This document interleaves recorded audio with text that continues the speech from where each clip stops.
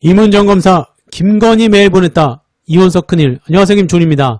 각본이 짜여진 김건희 검찰 수심위 결정에 대통령실은 뻔뻔하게 JTBC의 결론이 빨리 나서 다행이다.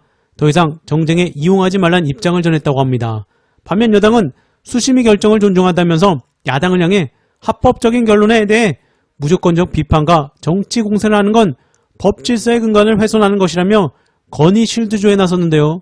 이렇게 수심위 결과에 용산과 국힘만 옹호하는 가운데 바른말 임은정 검사가 결정타를 폭로했습니다.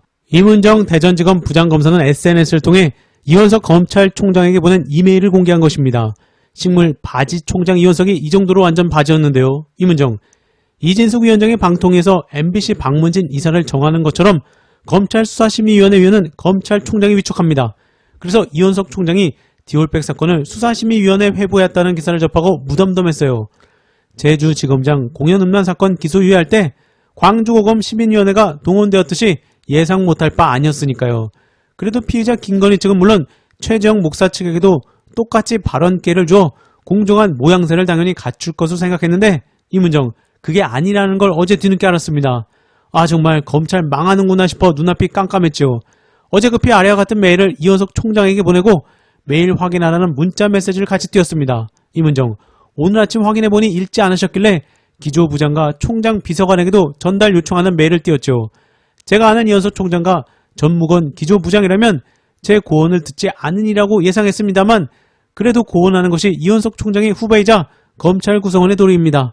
결국 모든 게 예상대로 되었습니다. 더 이상 실추될 검찰의 명예가 어디 있겠습니까만 그래도 참담하고 참혹하네요. 역사는 오늘의 검찰을 그대로 기록할 것이고 각자의 역할 역시 낱낱이 기록할 것입니다. 이어 임은정 검사가 이원석에게 보낸 메일 주요 내용입니다. 임은정 메일. 법무심의관실 근무 시절 뿌듯하게 말하던 선배를 기억합니다. 그 말을 들으며 그랬던 선배가 왜 지금 이러고 있을까라는 생각을 했었어요. 노태우 전 대통령 국립묘지 안장 관련 해석 문제로 선배와 의견 충돌이 있었고 법무자문위원회 간사로 인건비 수당을 법무심의관실 운영비로 빼돌리는데 선배가 이름을 빌려주는 등 검사가 저래도 되나 하는 생각을 내심하고 있었으니까요. 임은정, 강직한 검사라고 스스로를 속이고 그래서 유능하고 괜찮은 검사라고 다른 사람들도 속일 수 있는 검사라고 저는 선배를 평가했죠. 그런 유능함으로 선배는 검사장을 달 거라고 생각했었고 윤석열 대통령을 잘 따른 덕분으로 총장도 되셨네요. 선배는 윗사람 잘 모실 부하이지 강직한 검사라고 생각하지 않았기에 기대한 것이 없었습니다만 선배가 윤통은 물론 검찰을 망치는 주요 배역을 수행하고 있는 게 아닌가 싶어 그렇게 이름을 남길 것으로 예상되어 선배한테 함께 근무했던 후배 검사로 멀리서 지켜보면 안타깝고 안타까울 뿐입니다. 임은정, 상부의 지시에도 불구하고 피고인에게 불리한 증거를 법정에 제출했던 그때의 강직함을 이제라도 다시 발휘할 수 없을까요? 수심위의 피의자인 김건희 측만 참석하여 발언 기회를 주고 최재형 목사 측은 발언 기회를 주지 않는다는 기사를 뒤늦게 접했습니다. 검찰을 위해서나 참석할 수심위 위원들을 위해서나 공정한 외관을 취해야 하지 않습니까?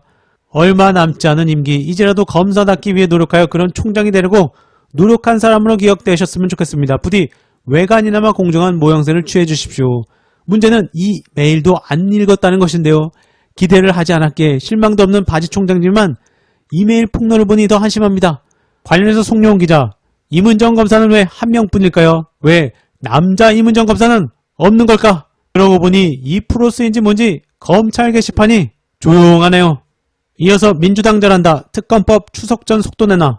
짜맞춘 검찰 수심위 결과에 민주당이 김건희 특검법 처리 시기를 추석 전으로 앞당기는 방안을 검토하고 있다고 합니다. YTN 원내 핵심 관계자는 이번 결정으로 김건희 특검법을 최상병 특검법 등 다른 현안보다 우선 처리한다는 기류가 커졌다고 설명했습니다.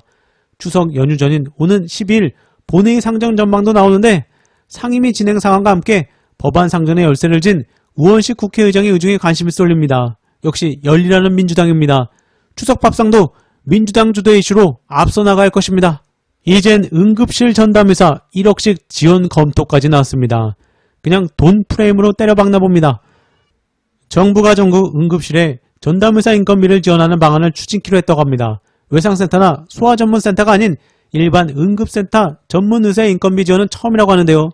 지원금은 아직 정해지지 않았지만 의사 한 명당 연간 1억 원 정도로 책정될 가능성이 크다고 합니다. 응급의학과 전문의뿐 아니라 다른 진료과 전문의나 일반의도 인건비 지원 대상에 포함될 예정이라고 합니다. 이 사태를 해결하기보다는 일단 세금으로 뿌리는 모습입니다. 그런데 검토라는 걸 보니 간부나 본데요. 반면 여론에는 여전히 대통령의 사과 먼저다. 전면 백자를 요구한다고 합니다. 두 집단 모두 끝까지 가나 봅니다. 번외 김종민이 탈당한 새미래 근황. 유일한 현역이었던 김종민 탈당으로 원외 정당이 된 새미래당이 새미래 민주당으로 바꿨다고 합니다. 새미래 민주당은 국회에서 상임위 및 전국 운영위회를 열어 이 같은 내용의 당명 변경 안건과 당원 당규 개정안을 의결했다고 밝혔습니다. 새로운 민주당이라는 당명은 지난 5일 당원 투표를 통해 결정됐고 약칭은 새민주당이라고 합니다. 그래놓고 전병헌 대표는 이재명 1극 체제로 전락해버린 현 민주당의 공백을 메꾸는 대안정당으로서 신속하게 자리매김할 것이라며 또 이재명 대표를 공격했습니다. 이렇게라도 하면서 관심을 받고 싶은 것일까요? 관련자 내상에서는 거기다가 민주당을 왜 넣냐? 워터멜론당이라고 하지. 헷갈려서 찍어주라고. 꿈도 야무지다. 윤석열 대통령은 광복절 기념사에서 가짜뉴스에 기반한 허위 선동과 사이비 논리는 자유사회를 교란시키는 무서운 흉기라고 했습니다.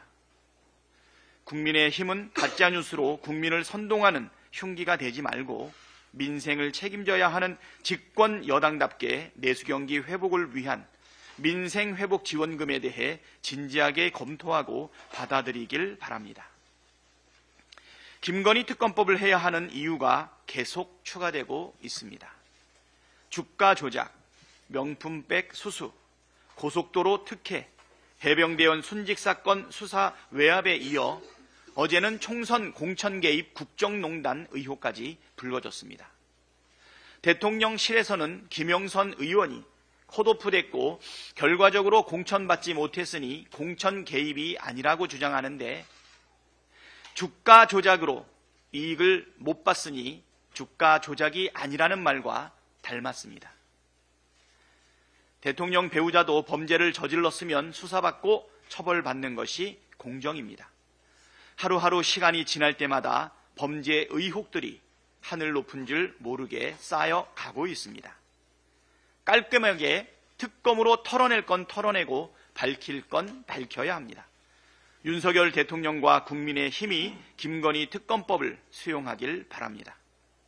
죄를 지었기 때문에 특검을 반대하는 것이라고 한 윤석열 대통령이 김건희 특검법을 거부하는 황당한 상황을 국민의 누가 이해하겠습니까? 이상입니다.